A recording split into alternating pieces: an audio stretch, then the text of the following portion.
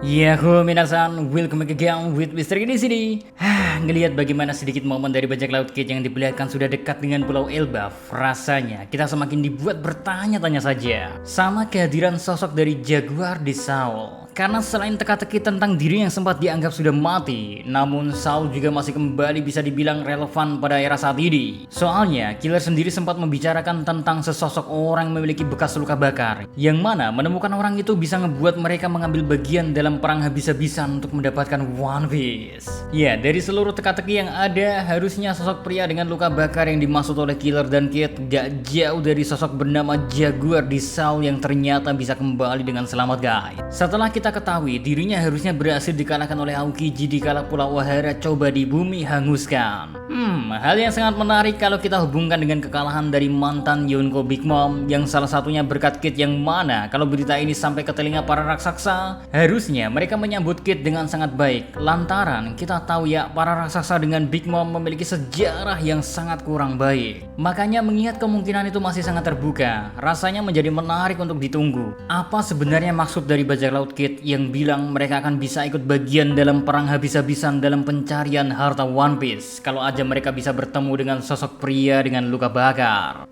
Mungkinkah semua itu berhubungan dengan informasi yang akan diberikan sosok pria misterius ini? Atau adakah sesuatu yang bisa didapatkan setelah berbicara dengan sosok pria dengan bekas luka bakar? Nah, daripada kita ngawang-ngawang tentang apa kemungkinan yang akan terjadi saat Kid dan krunya berhasil berlabuh di Pulau Elbaf, rasanya ada sesuatu hal yang lebih menarik untuk dibahas, yaitu tentang bagaimana sosok Jaguar di Saul bisa selamat. Padahal kita ketahui ya, Aokiji menggunakan jurus Ice Time Capsule kepada temannya itu, sehingga pastinya semua mengira kalau Saul memang mati di Pulau Ohara. Apalagi ditambah saat itu kondisinya Pulau Ohara sudah dikelilingi oleh banyak kapal perang milik Angkatan Laut yang emang diperintahkan setelah Buster Call dipencet untuk menghancurkan Pulau Ohara. Jadi apakah Aokiji memang sengaja menyelamatkan rekannya itu, atau dalam arti lain Aokiji membiarkan seorang Jaguar di Saul untuk tetap selamat? Mengingat jurus yang digunakan oleh Aokiji itu hanya dilancarkan sekali saja kepada Saul seorang. Nah, satu-satunya clue yang kita miliki dan bisa digunakan sebagai analisa, kemungkinan hanya berdasarkan nama serangannya saja yang menggunakan kata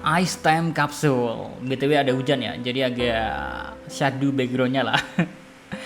Yang secara gak langsung membuat kita berpikir kalau Aokiji menciptakan sebuah es yang membekukan Saul. Namun es itu akan bisa dicairkan entah dengan kekuatan Aokiji atau bisa cair dalam waktu yang telah ditentuin. Tapi yang pasti apa yang coba dilakukan oleh Aokiji ya, memanglah menyelamatkan rekan yang udah berpesan untuk membiarkan Nico Robin untuk hidup. Karena salah satu perintah yang dikatakan saat Ohara diserang saat itu adalah gak membiarkan siapapun yang ada di sana untuk tetap hidup. Makanya Jaguar di Saul yang kondisinya bisa dibilang sebagai pengkhianat, mau gak mau dia juga menjadi buruan dari pihak Angkatan Laut, guys. Dan Aokiji memutuskan untuk membuat rekannya dalam sebuah es kapsul waktu, dimana kemungkinan ya Aokiji sendirilah yang nantinya akan mencairkan es itu ketika emang waktunya dirasa udah tepat untuk dilakuin. But di sisi lain emang ada satu kemungkinan dimana Aokiji sebenarnya gak berniat menolong Saul sama sekali, tapi Aokiji sendiri tentunya gak berniat untuk membunuh temannya secara langsung. Makanya apa yang dia pilih adalah membuat temannya menentukan hidupnya sendiri, dimana kalau dia memiliki tekad untuk bertahan hidup yang sangat tinggi, maka dia akan berusaha untuk tetap selamat. Secara Aokiji hanya membuat sebuah es waktu yang akan tiba-tiba mencair dalam satu waktu. Cuman emang kondisinya di situ Pulau Ohara bakalan sudah diselimuti oleh api.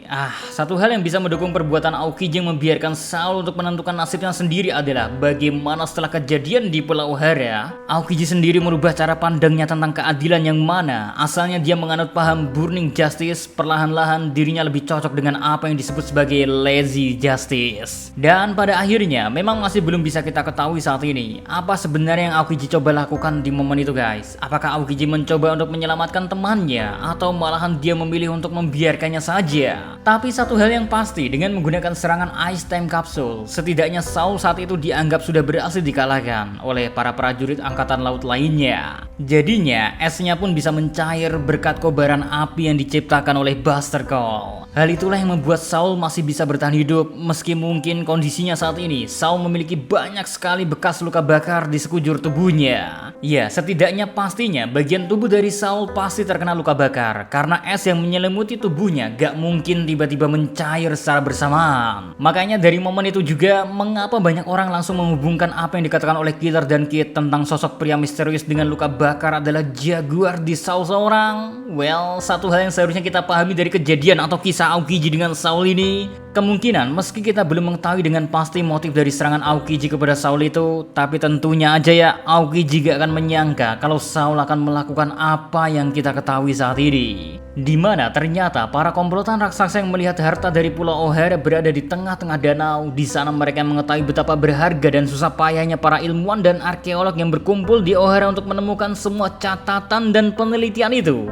Akhirnya dipimpin oleh Jaguar di Saul, mereka seakan menciptakan Pulau O'Hare kedua di tanah para raksasa, atau yang kita ketahui dengan nama Pulau Elbaf. Ya, Aokiji sendiri tentu gak akan terpikirkan untuk sengaja membiarkan Jaguar di Saul berdiam diri di es. Dan nantinya Aokiji tahu kalau Saul akan melakukan apa yang kita ketahui dengan memindahkan harta O'Hara.